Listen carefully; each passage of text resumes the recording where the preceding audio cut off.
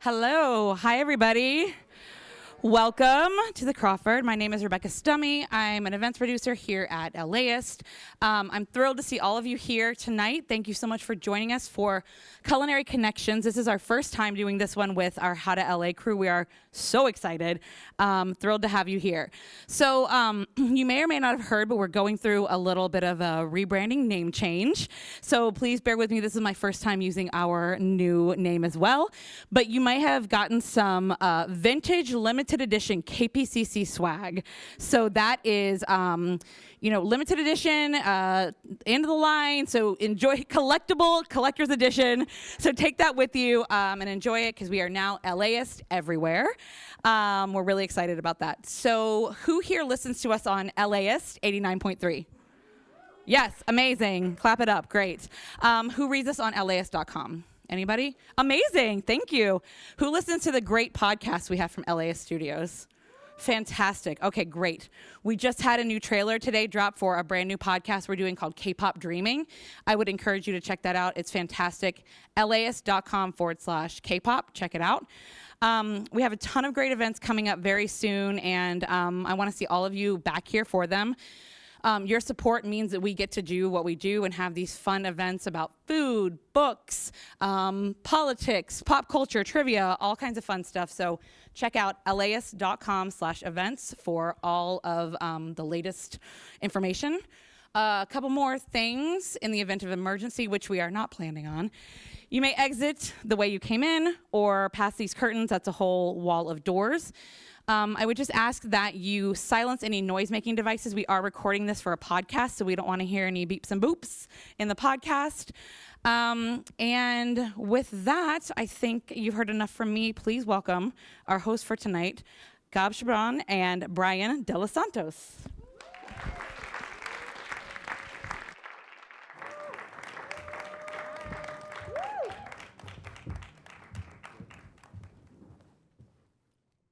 What up, y'all?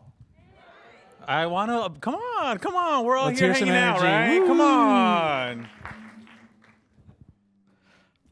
Thank you all for being here tonight. Downtown LA represents the closest thing we have to a city center as far as LA goes. And we've always sort of been endlessly fascinated by its constant change and how the old and new seemingly kind of exist in one microcosm to create one of LA's most iconic neighborhoods. Downtown, right, Gab? That's right. So just a little background. Gab and I started teaming up in September I think so. to explore LA via cheap fast eats. And we're trying to do it between 10 and 15 minutes of a podcast. Yes. And downtown was awesome.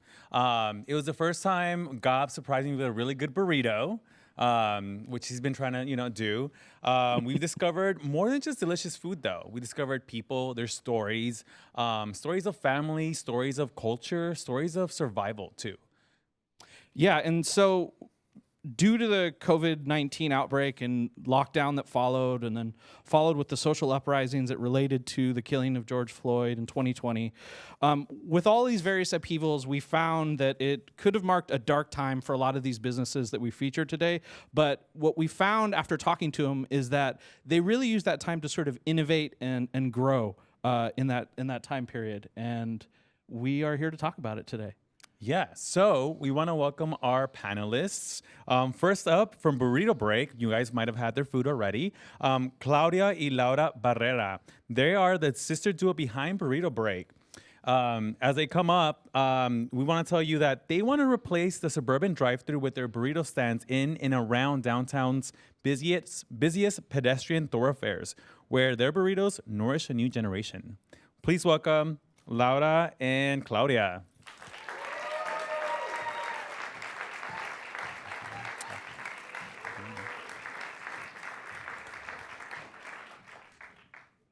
Next, we have Moderno Cocina. Moderno Cocina is Latina and women-owned full-service kitchen and catering company committed to providing the most authentic and delicious full Mexican flavor with an unmistakable Angelino twist. Please welcome Denise Menendez and Pablo Ricardo Vega.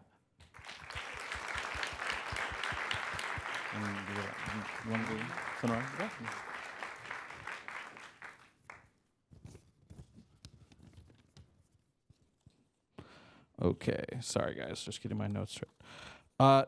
Finally, Sonora Town is the brainchild of Teodoro Diaz Rodriguez Jr. and Jennifer Feltham, two veterans in the service industry with 27 years of combined experience. In 2016, they decided to open a restaurant that would pay homage to the small border town in Mexico where Teo grew up, and also their beloved neighborhood of downtown Los Angeles.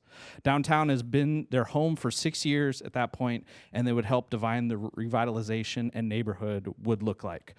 Most recently, they opened up a location in Mid-City, and we are happy to welcome Jennifer Feltham. Jen? Yay!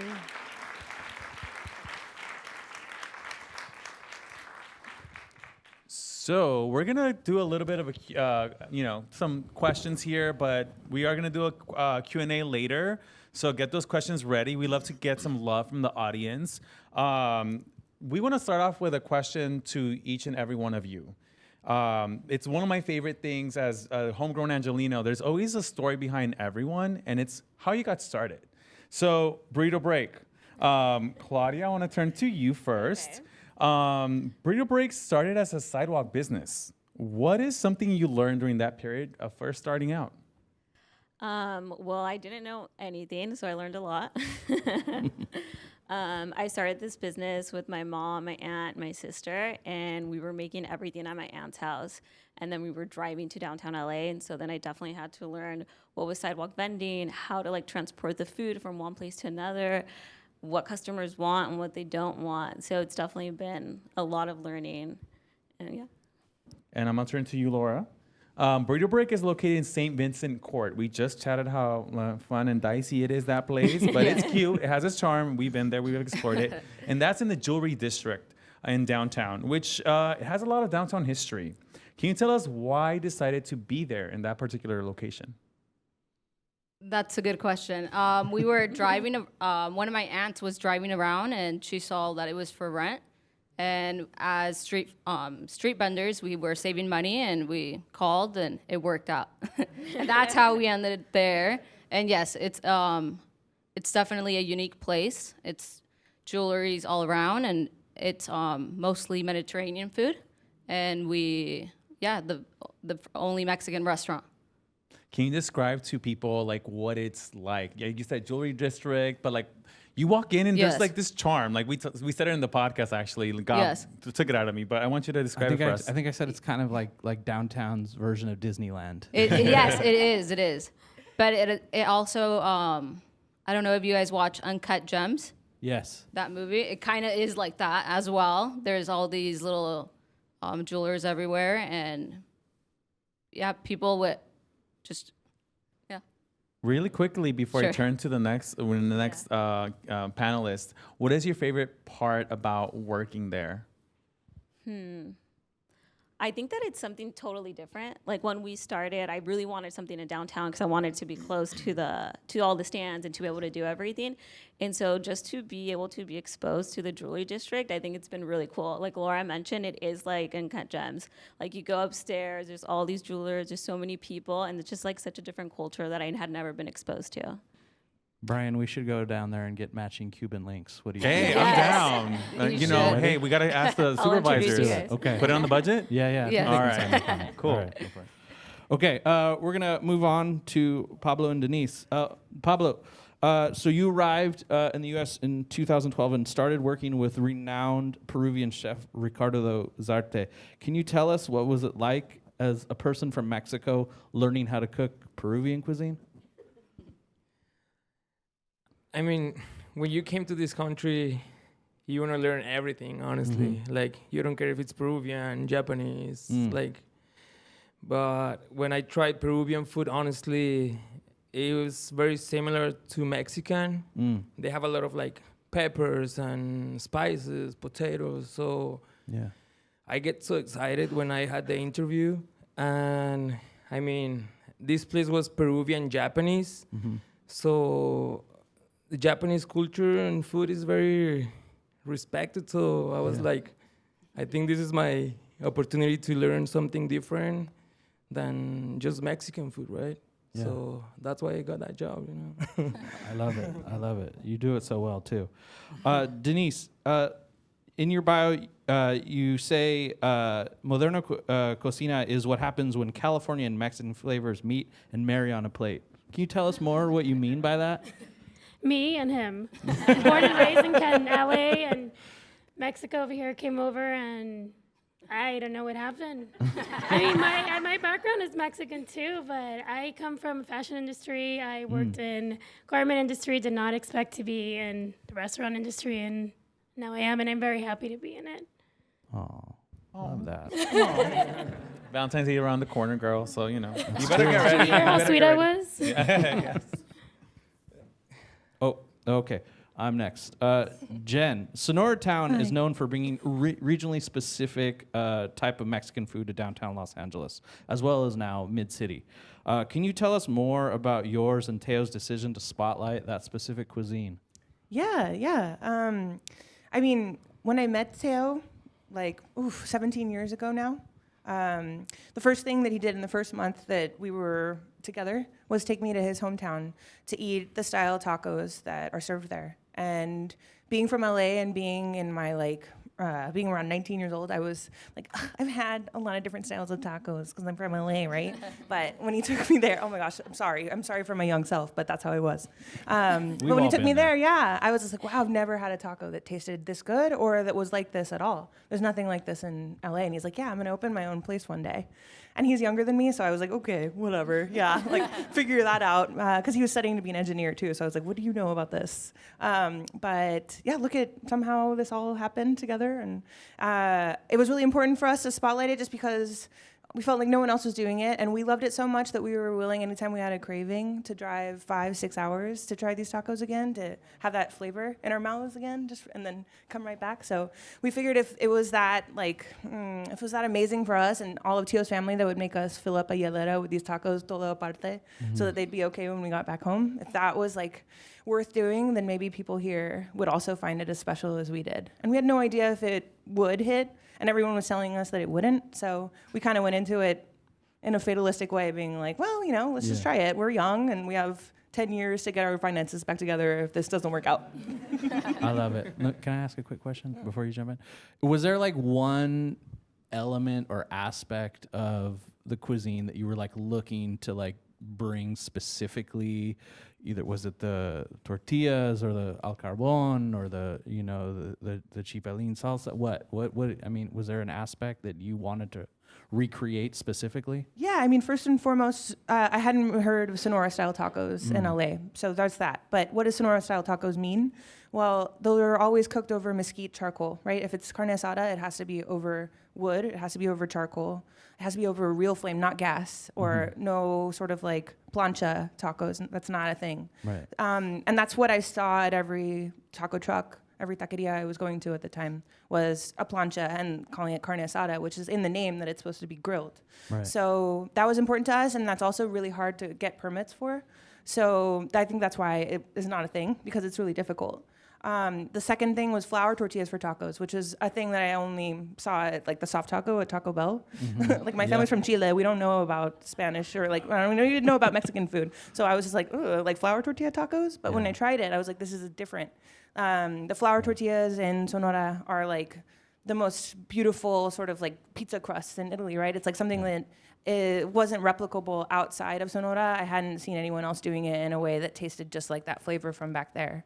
And then the last thing is Sonora reps really hard with their carne asada. That's the meat. That's anytime, it goes to the extent that if you're having a party, you call it, we're having a carne asada. We're getting together, we're having a carne asada. So it's already baked into the name that this is a food for family, friends, fun, anytime you have something to celebrate. Right. And so that means bringing a really good cut and then cooking it over the mesquite, but also not a ton of marinades, nothing fancy except for the most beautiful meat that you can afford at this time, and just treating it with respect and cooking it over a wood flame with your friends and family. So that was sort of that was the basis of what we want to do, and that was what inspired us, and that was what we were trying to make sure that we would never compromise. Right, yeah.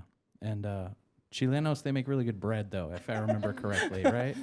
Chilean food is a whole nother thing that we can get into. That's a different panel. I'm sorry. Another I'm nerdy panel. now. Another for another panel. day. You have the floor, Brian. But as much as we love Sonora Town, there's haters, right? I mean, no. Let me clarify the question. Nobody here tonight. You're like, Jen's like, what? Yeah. Actually, Sonora Town has been a staple of my LA experience because, when during the pandemic, I remember driving from Palm Springs, where I used to live, to LA to take someone and be like, okay, these are different flavors in LA. Let me show you something. And went to Sonora Town, and this person was like, this is legit. And they're from Mexico, from the DFA. And they're like, this is a good taco. But I also know that there's people, we had a conversation when we were recording the podcast that people will compare it to like how they do it in their hometown in Sonora or another area in that region. And they're like, you forgot this, or like, you don't do it like that, And so, there's a little bit of the shade, but not really. I just want to recognize that food is different and it comes in different sizes in different ways. Can you talk about that? You're representing a region in Mexico and the response that your food gets. Yeah, I mean, it's a lot of responsibility, no? To call yourself a place like Sonora Town. And it's not just a portmanteau of Sonora Town. Sonora Town is the old name of downtown LA in the 1850s, so that's why we wanted to use that name. Moving on, though. Yes. Love that. Yeah, so we can only speak to the food that we're recreating, right? We can't represent all of Sonora. We try our best. And Tio's family has a taqueria in Sonora called Asadero Campas. And we're basically a carbon copy of that. Like the owner of that taqueria, who's Tio's brother-in-law, came here with us. We slept on the floor and let him have our bed. And we're just like, teach us.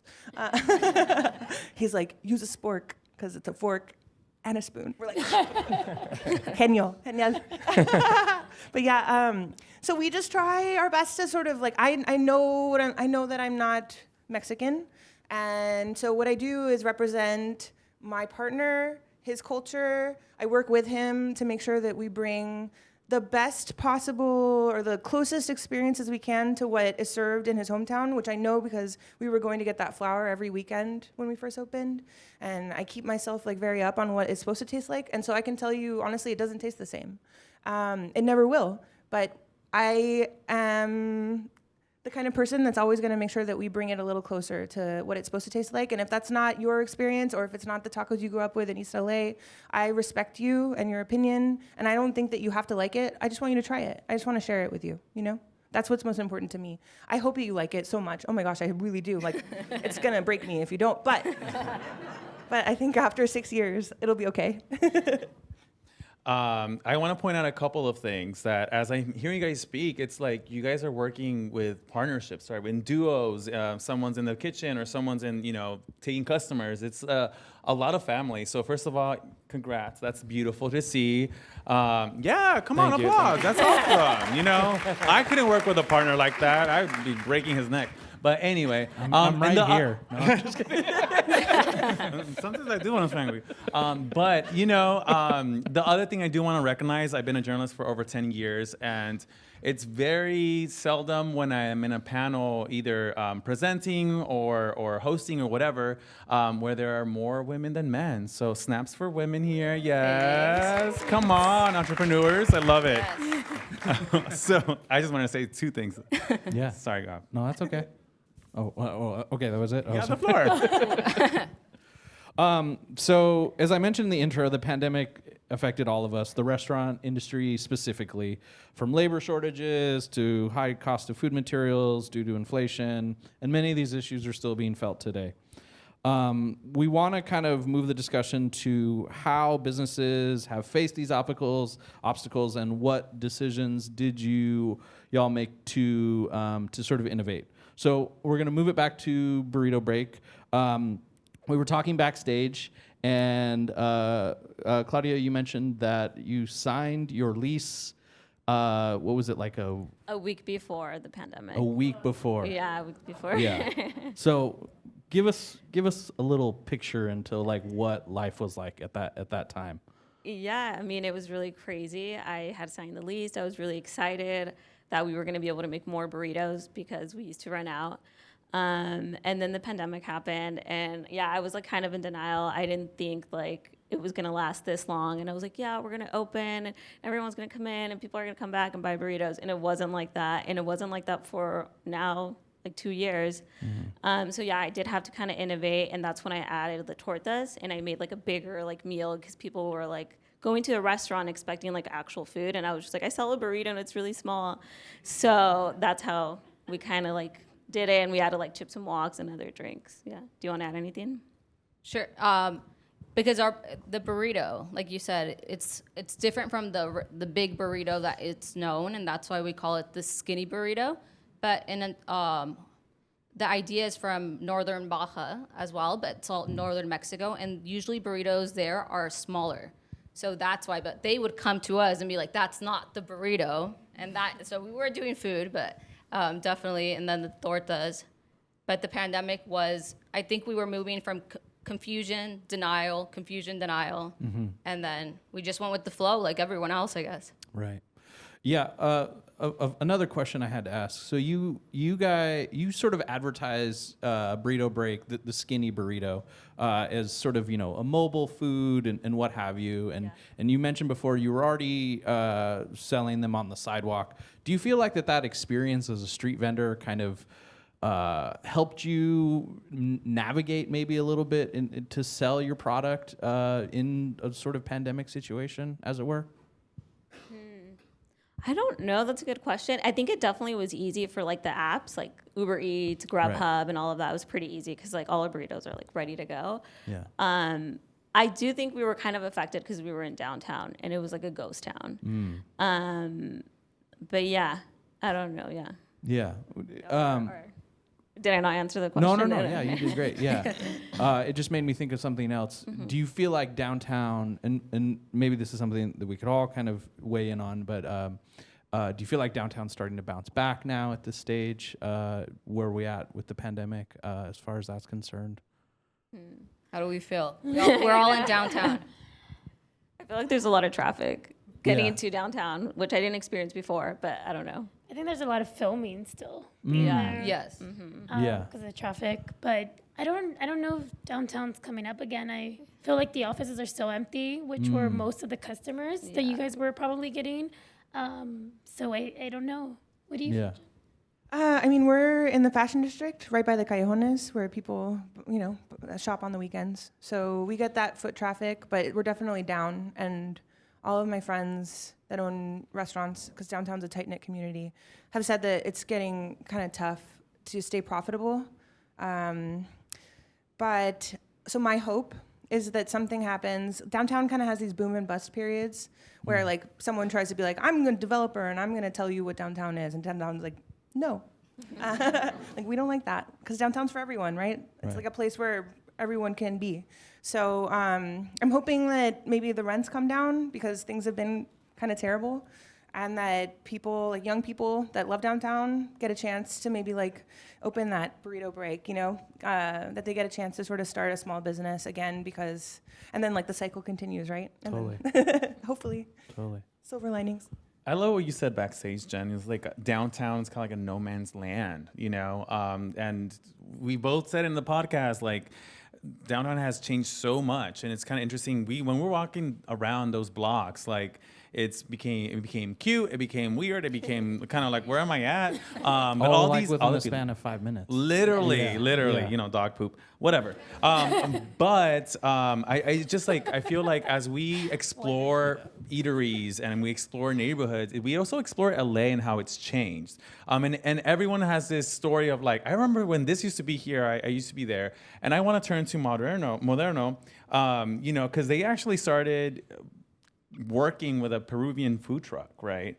And so I want to ask about your experience with the food truck and kind of how it unraveled to become Moderno. Well, actually, it wasn't a food truck. Honestly, we started with just doing pop-ups, on the street next to a bar. And then this bar, the owner, at some point, he was just like, oh, I think you guys are doing like a lot of money. So he was asking for money. I mean, we were doing like 200 a day, and he was asking like for 300, 400 a night. Oh my gosh. And I was like, I think we have to move and look for something else, right? So she started looking for breweries. At that point, breweries were like coming up, like really, they were like very popular. Around what time was this? Like 20 what? 17. So we were like just like driving from downtown to Hawthorne, Torrance, Orange County, So every weekend we were like at different place. But I mean, what was the question? Sorry. About that experience So- and how you moved. You ended up expanding. But the food truck we had a poke food truck that we opened, and it was because we weren't sure what COVID was going to bring, and we were scared, and we were like, okay, we can still go to breweries, we can still be in the street, let's try to do that. And that's when we created a menu of a poke menu, and that's what he had at West in Long Beach. Gab had us there. It was the best. I still dream. It's of really it. good. I really miss it. But a food truck business is extremely hard. It's harder than a restaurant, and people do not understand how much goes into it, how much you don't sleep. I mean, a restaurant, we go through the same, but a food truck is very difficult. We did not know that when we were getting into it. Once we got that experience, we were like, I don't know how long we're going to survive doing this. It's a different This is world. pretty hard. Honestly. And it's like expensive too, right? Or Extremely is. expensive. I mean, you have to Not pay only the commissary, commissary. and your space is very limited. So you have to prep everything in the food truck. Your Right. storage is only like 2 fridges. So I mean, food trucks are really, really, really hard to work. Yeah. Like, and now if you go to downtown, you see food trucks at every corner. You know, tacos, burritos, or whatever. So all of them are like hustling really bad. Yeah. Like, honestly, my respect to those businesses. Honestly. Do you want to add something? Oh no, that definitely, we totally agree. Doing the pop-ups, it's like starting every day new, like every day. It's You build a restaurant Exactly, every it's like day, and you refresh. break down a restaurant every day. yes. No, much respect to you guys. And again, back to Moderno. Gab is a fan of the poke you sold. You know, are these dishes coming back? Are you gonna do? You already said pop-ups. Oh, girl, it's too much, right? Pero, what are you thinking about for the future? Like, are you gonna continue with the cuisine you have? Do you want to expand anything? What's This up with is that? just my way of trying to eat that. He food wants to eat. again. That's Okay, all. so That's you're gonna it. have to invite us over sometime so I can try it 'Cause too. It was poke, but you guys did this wonderful infusion with your Peruvian background, and it was like unlike anything I ever had before. And I'm sad that I can't have it. That's all. I think we can definitely bring it back to West Hollywood location. Okay. For I the also summer. want to try it now. Yeah. It was a Chef? really good menu. Honestly, it was a really good menu. It was very simple, only 5 options. Yeah. And the plan was just like offering something different on the road. Like we had Peruvian option, and then we had the Asian option, the Mexican one. So I told her like we have to make like dishes for all the cultures in LA, you know. So we have to drive to downtown, Yeah. to Orange County, to Long Beach. So honestly, I miss that menu too. ¿Cómo te recibieron, or how did they receive you? Like you're saying, like different cultures, right? And you are Latino, you're Mexican. I think in LA people is very open, more in food, because I mean if you play with recipes like mixing cultures, for me it's so cool. Like when I can find like Mexican Korean mix or Mexican Japanese whatever. Yeah. I love that, like because you're like adopting another culture and mixing it with your own culture. So it's just like playing with your flavors and their techniques, or vice versa, you know.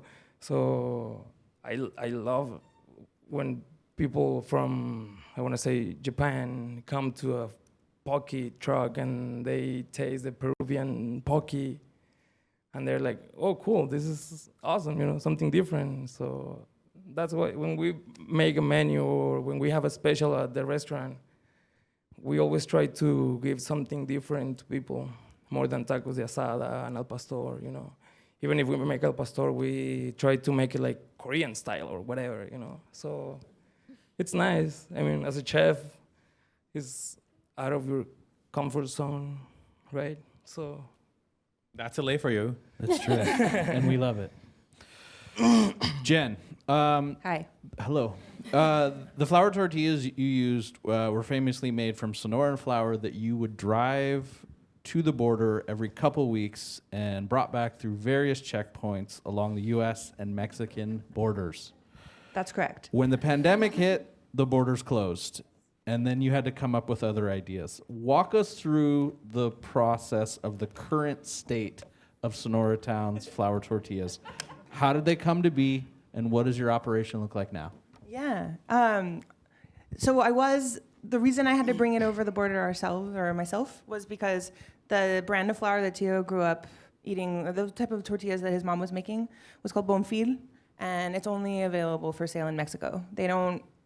I've spoken to the owners of the entire company before. We've had meetings with them, and they're just like, we do well. We're not interested in getting the proper permits to sell in the United States. I'm like, that's fair. So we would have to bring it over for personal use in the back of my truck. And personal use, there's no amount that you're allowed to bring. It just has to be convincing to a border crossing agent. So sometimes I was convincing. Other times they called my bluff. How many pounds are we talking about? At the end, I was bringing 1,400 pounds.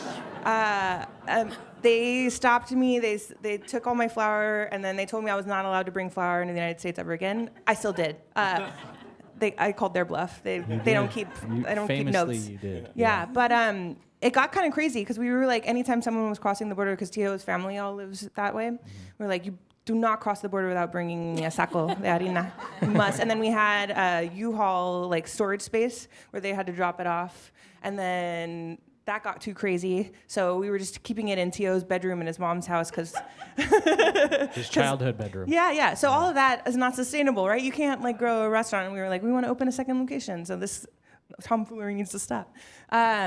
And also, Trump closed the border during the pandemic, so we had been talking to a lab before that about taking the harina, and they would give us the chemical makeup. They'd like doop, doop, doop, boop, boop, like little beakers You and did test tubes. 23andMe on your tortillas. Yeah. And so they gave us this okay. really long sort of printout and be like, this is what makes your flour special.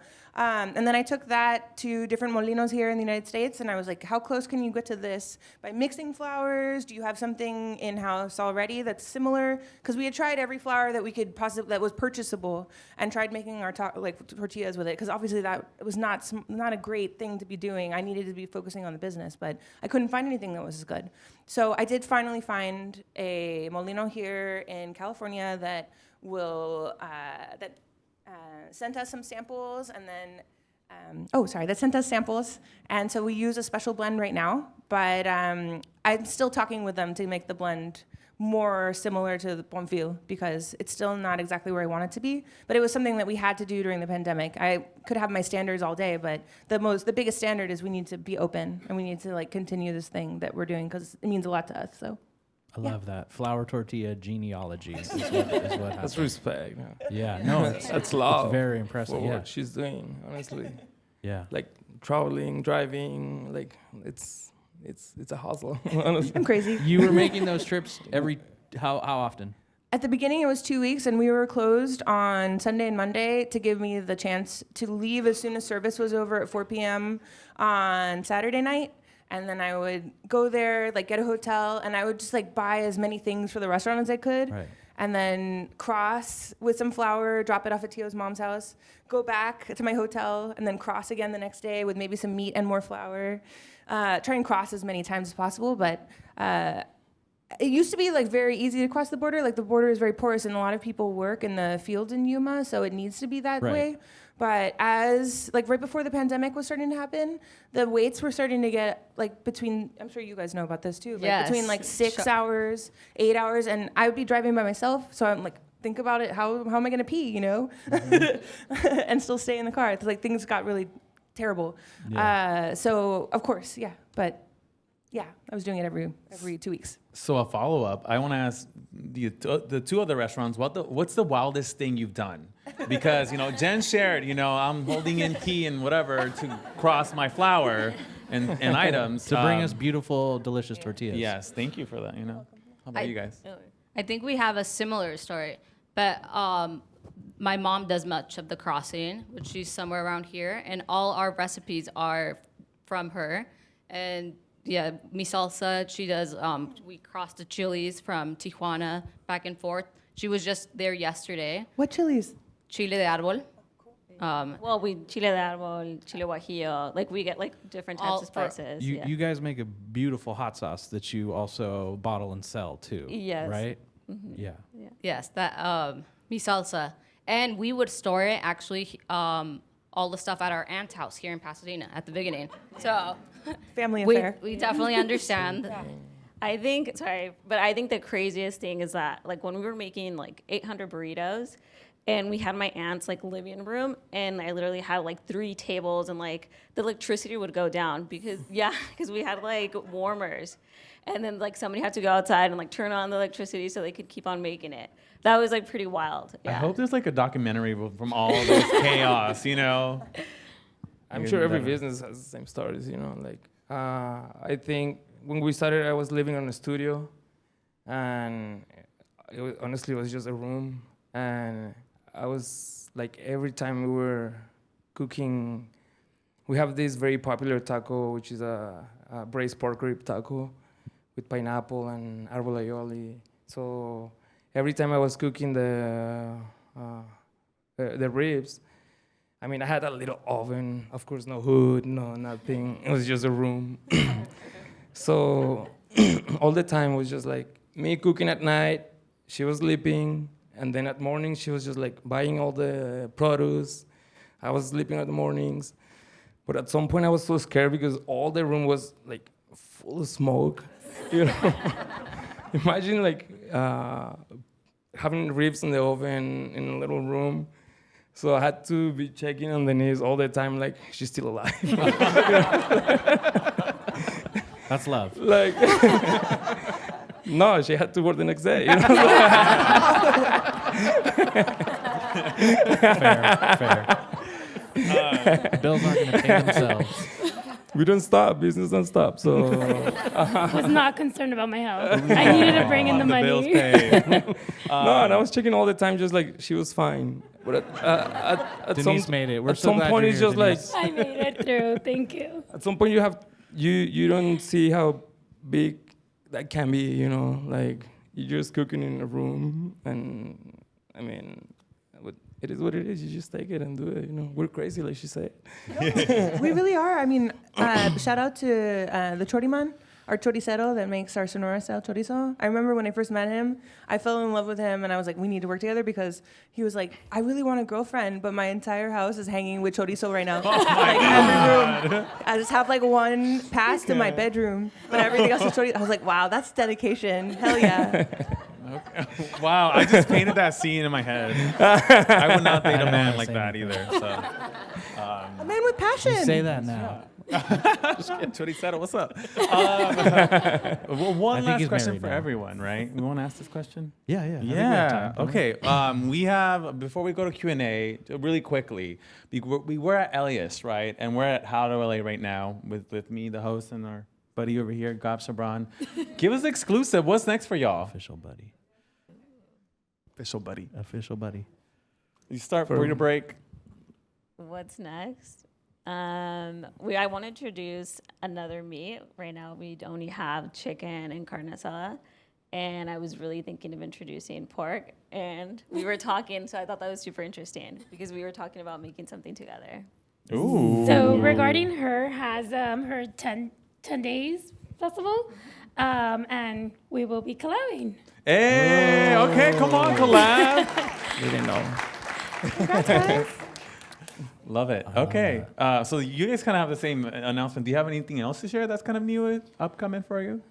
I mean, I'm working on a new menu for summer, honestly. I mean, we try to offer new options every season. So, yeah, I mean, come to the bar, and I'm sure you're going to find something new. Right. We have a lot of options, but this collaboration is going to be so fun, too. So. Love it. Cool. Jen. If you come visit me at the Mid-City location, first of all, say hello. Come if you see me, say hi. Why not? But I will also take you to see that right next door, we took over the space next door that just came available, and we're building out a tortilleria inside of it and a little like bar just for like micheladas and maybe some wine. I don't know. Who wants wine with tacos? Beer with tacos. I do. And then we're looking for a third location too, because once that tortilleria is installed, we need to put it to work, right? So yeah, hopefully we'll be able to open a third location soon. If you have any ideas, send me a DM. Come on, third location. All right, congrats to all of you guys. This is awesome. Thank you so much. Thank you, guys. So now we'd like to open it up for any questions in the audience. I think we have some mics floating around. They're beautiful. My wife loves Mexican food, but she has an actual allergy to chilies. Do you have any suggestions on how to navigate your menu? I mean, no, honestly, we have options without chilies. Like, Mushroom tacos. we have a Or- mushroom taco, which is cilantro pesto with mushrooms and grilled cheese. So, like I said before, we play with recipes. It's just basically the same pesto recipe, Italian, but I play with Mexican ingredients, so just cilantro, sunflower seeds, cotija cheese. So it's very flavorful. Honestly, it's very, very good. It's very popular, even for if you're not vegetarian. It's a good taco, honestly. Anyone else want to respond? You can always get our bean and cheese. That one's really popular. And almost everything on the menu at Sonortown is fine. You would just ask for no salsa on it, except for the chimichangas. Unfortunately, she can't have those because it's already mixed. But everything else, just say I can. Just let us know at the front that it's something that she struggles with, and we'd be happy to take care of her. Just a side note, I can't eat avocado. I'm Mexican. I was imported from Mexico, and everyone, you can eat avocado? No guacamole. Sorry. So I hear you and I feel you. Okay, ma'am. Other questions? Come on, y'all. All right, I see hey. a hand right there. So for burrito break, I was just curious, how come you guys chose Northern Baja style burritos? Yeah, so we were born in LA, but raised in Baja, California, and Ensenada, which is like an hour and a half south from San Diego. So those burritos, our style, you see them everywhere, and that's why we chose the northern side. Yeah, our chimichangas are based on burritos paseados, which is really similar. Yeah. I'm from north of Mexico too, and I mean at every Oxxo. Yes, Oxxo yeah. is like a 7-Eleven Those burritos in are. Mexico. So What part? the city is Torreon, Coahuila. Cool. So yeah, I mean you can find burritos at every corner Yes. and coolers. So that was our concept. That's how we started. Yeah, And we just didn't see it here, so after party they're really good. they're known for after the bar. Yeah. They're outside everywhere. Tio used to tell a story that his mom would make them burritos in the morning before going to work, and then go work in the fields. And then she'd come home, and he would go to her backpack to see if there were any burritos left that had been like steaming in her backpack while she was working really hard. He liked the ones that were kind of like a little steamy and The last ones. Weirdo. And one more over there. Hi, I'm Mike. For Hi, Mike. Moderno and those who I guess also ran their food trucks or had food trucks, what makes for a good location? Like, what are you guys looking for when you decide where to set up? I don't think, I mean, breweries are still a great option, and I think they are always looking for food. Other than that, it's keep trying, keep hustling, keep going. Don't give up after a week. Don't give up after a month. You have to keep doing it. You have to be consistent and steady with your business. And once you hit a person and that person tells somebody else, and it just becomes that way, that's the only way it's going to grow. It's honestly just staying consistent. Make a catering menu. Catering is everything, honestly. And having that menu for a food truck is so easy to, I mean, get events or whatever. So catering, I will focus on that, honestly. It's good advice. Yeah. Hello. Eric Galindo. I have a question for Jen. Picking mid-city and then your next location, are you just picking like based on where you think there's going to be a higher price point customer, or is there a reason you're not coming to East Side and Southeast LA, maybe Whittier? I don't know. Long just saying. Beach. We got money down there. The second location, we were looking for a spot like at the beginning of the pandemic, right? And so it kind of ties in to my thinking of, or like where my head was at then, which is mostly just that we had looked at a lot of different locations, and this one used to be a Subway, and for some reason it was like underpriced rent-wise for the area. So that made me really interested in it. Plus the fact that it was like a Subway, kind of the same, looked the same as like the original Sonora Town did. So I was like, oh, I'm vibing with this like color scheme and how it stinks like bread in here. But the main thing was that I could see, like, I didn't know how long the pandemic was gonna keep going on. And I was not into delivery before we started the pandemic. I was very insistent that people had to come in and eat the food fresh because it didn't taste the same if they took it to go. It would get soggy, it's not the same thing, and if they don't like it, not on me, right? Yeah. But I had to change completely when like restaurants closed. And that was like all we could do. So I like literally looked at the spot on a map. I know nothing about Mid-City before we opened there. Now I feel like I love the neighborhood, I'm cool with it.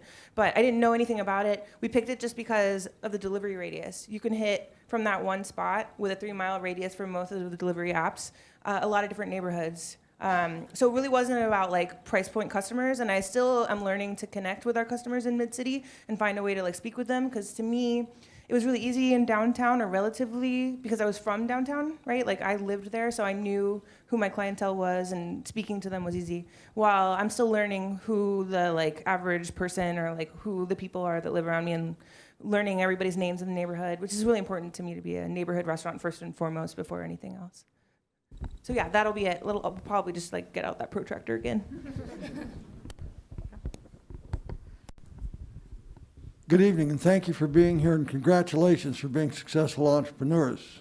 Thank you. You're in the toughest business in the world. Statistically, 80% of restaurants fold within the first 5 years, so you guys are doing great. My question to you is, outside of word of mouth, how are you marketing and promoting yourselves?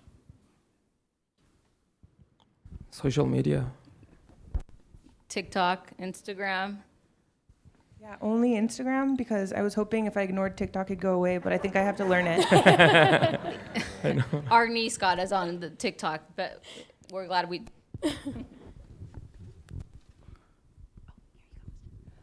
All of your restaurants sound super delicious and really, really great. And I was just wondering if you could talk us through like what you would order if you were trying your restaurant for the first time. Like, tell us so we could go and do this and put it on TikTok.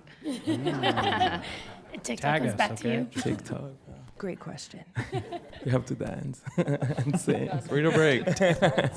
Y'all start. Someone's got to dance. Well, my first question would be, are you going for breakfast or lunch? But if you're going for breakfast, like our most popular one is the egg chorizo and potato. And then huevos a la mexicana, that one's also really good. And it's like no potato, so you really get to taste like the egg and the tortilla. And definitely try all of our 3 salsas. But if you're going for more lunch, our chicken chipotle and our machaca burrito is really, really popular. And if you want to throw in a torta, that's also really good. Yeah, a baja torta. Everything. I would do it a little different. I would. Oh, wait, hold on. There's a little debate here, Change honey. the menu. Yeah, for breakfast, I think I would do the potato with soy chorizo. It's really a good mix, and it's like light for breakfast. And then I would do our iced café de olla. And then for lunch, I would do our machaca burrito, which is beef and potato, and it's like sautéed with some onions. It's a great mix. But I add guacamole inside of it, and that's how I would do it. So not for me, right? Y'all go. I would order our taquitos, which are extremely popular, and our chicharrón with guacamole. In downtown LA, in West Hollywood, I would order our costilla tacos and our Brussels sprouts. Pablo, come on. In downtown, I think the cochinita we have is the best, honestly. Cochinita pibil is really, really good. With mezcal is better. Order some mezcal. We are inside of Las Perlas bar in downtown, so it's a mezcaleria. So that mix is really good. And the classic one, asada, is always, always good. Our marinade is so good, honestly. The salsas, everything. We put love, so it's good. Oh, my mouth is watering. I don't think I can speak. If you are coming in for the first time, the best order to do is something like this, like a steak taco or costilla taco, and chibi, either chicken or beef. It doesn't matter. They're both great. If you have a little bit more hunger, like me, and you can eat more, then I would say branch out. Maybe start with those two, and then see if someone wants to split a caramelo with you, because I love our caramelos. With chorizo, I like it with the choribans chorizo and poblano pepper. The only reason I don't recommend the burrito is because that's like, once you've had our food a few times, you know, first you have to see what you like. And so I like to start with the smaller things so you can get more mileage. I'm more of like I want to try more things. I'm always like, wait, but I want wings too when I'm at the bar. But we just added cabeza to the menu. So like, Oh, wow. yeah, and it's my new favorite. Just, I don't know, maybe because I've been eating the same food for 7 years, the new cabeza Is it is really barbacoa? killing for me. No. No barbacoa? No. Okay. Just like braised beef head, all the different parts of the head. So delicious, and I like to eat it on our flour tortillas, which is non-traditional, but so good. Almost like a dumpling, just so good. And our tripa is really killing it right now. I'm really proud of our intestine, if you like intestine tacos. Super crispy, almost remind me of like chicharrón. Delicious, you won't even know you're eating intestine. There was someone here. You still want to ask a question? Yeah, we have someone here in the front, please. In the front. Run around. Okay. Thank you so much. Thank you. So my question is to everyone. You're using your parents' and grandparents' recipes in your restaurants. How much are you adjusting those recipes for your customers? Good question. Thank you. Who wants to start? You guys want to start? Honestly, you have to adapt to LA style, right? I mean, I'm from Mexico. I came like 10 years ago, and like she said before, I mean, people expect the same flavors from Mexico to over here. It's a little complicated, but I mean, you have to play with what you have over here in LA. If you go to El Mercado, you have all the peppers, all the veggies, and they all come from Mexico. So honestly, the recipes are very similar than Mexico. It's just like giving a little twist, like LA twist, you know? Like the cilantro pesto I say before, or the costilla taco we have, it's not that popular in Mexico, having the taco from the costilla, from the pork. So we braise it, but we use all Mexican peppers, and I mean, you have to give a little twist to all the recipes to get into LA people, I want to say. I don't know how to explain it. Yeah. So that's why our slogan is just like Mexican roots and LA twist, because we have to always do that. So yeah, we change it a little bit. I don't know you guys. We stay really faithful to the recipes in Sonora. That's kind of like our whole, it's our whole thing. The ways that we've gone away from the original recipes that we have from our brother-in-law's place are out of necessity. Like, since we didn't have a plancha when we opened, we only had a mesquite grill to cook with. Our burritos are grilled, and the burritos paseados that Tio's mom made for him in Sonora are never grilled because she doesn't have that in their trailer that they grew up in, you know. So, but it's a really nice sort of bit of kismet because they're delicious that way, like grilled burritos, yum. So yeah, in ways like that we like couldn't find any other way to replicate it. It ended up changing, and I think anytime you try and replicate something, you can try and be as precise as possible and make your mom's like flan recipe, in my case, or something like that, right? And it's never going to be exactly the same. Yeah. Every time you try and replicate something, you change it, whether you mean to or not. So yeah, I mean, cool question. Yeah. We stay pretty loyal as well. Our mom does all the recipes, and she doesn't like to change it. And she was not a chef. She was just like the best chef of the family. And we came with the idea. And I remember Claudia, we were like, Mom, we need the steps. And she just does it on a. So yes, we stay pretty loyal at the moment until she decides to change. Yeah, it's definitely hard to get like a recipe from my mom. Like We take videos and we're like doing the step in the process, but it takes a couple iterations. We have one more question. Hi.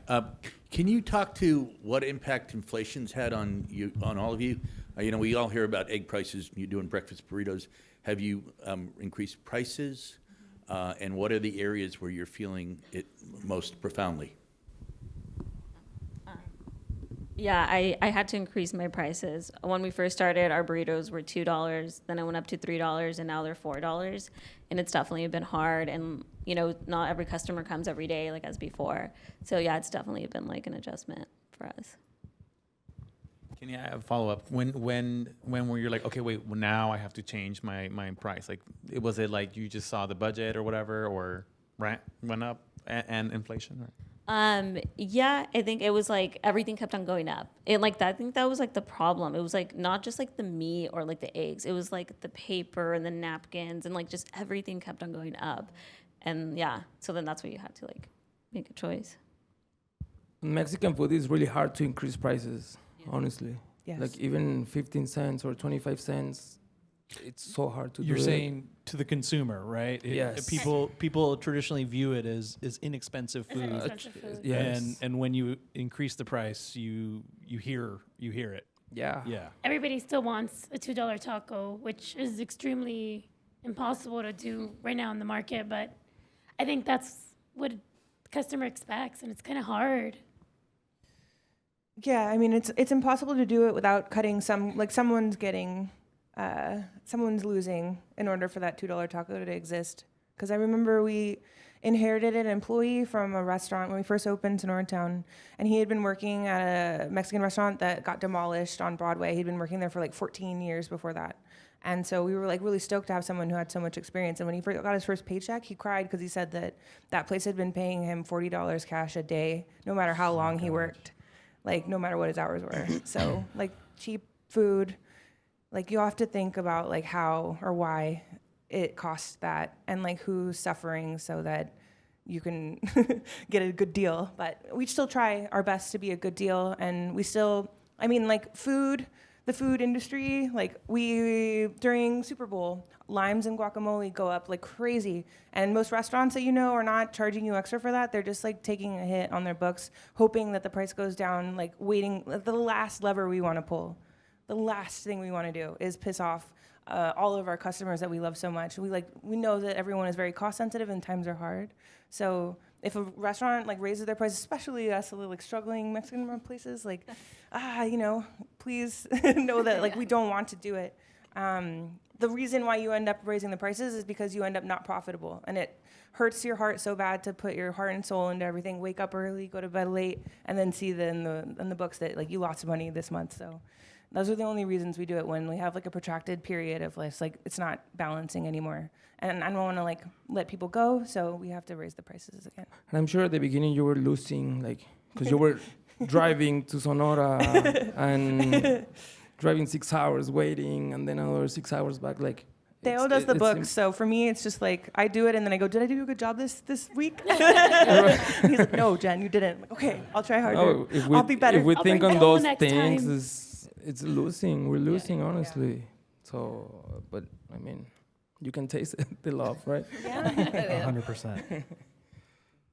Okay. Well, I think we're just at time. Eric's raising his hand. Eric asked, "What do you guys think about air fryers?" And so, We don't have one. I don't know that much about it. What do you We don't think? have one. We don't use it.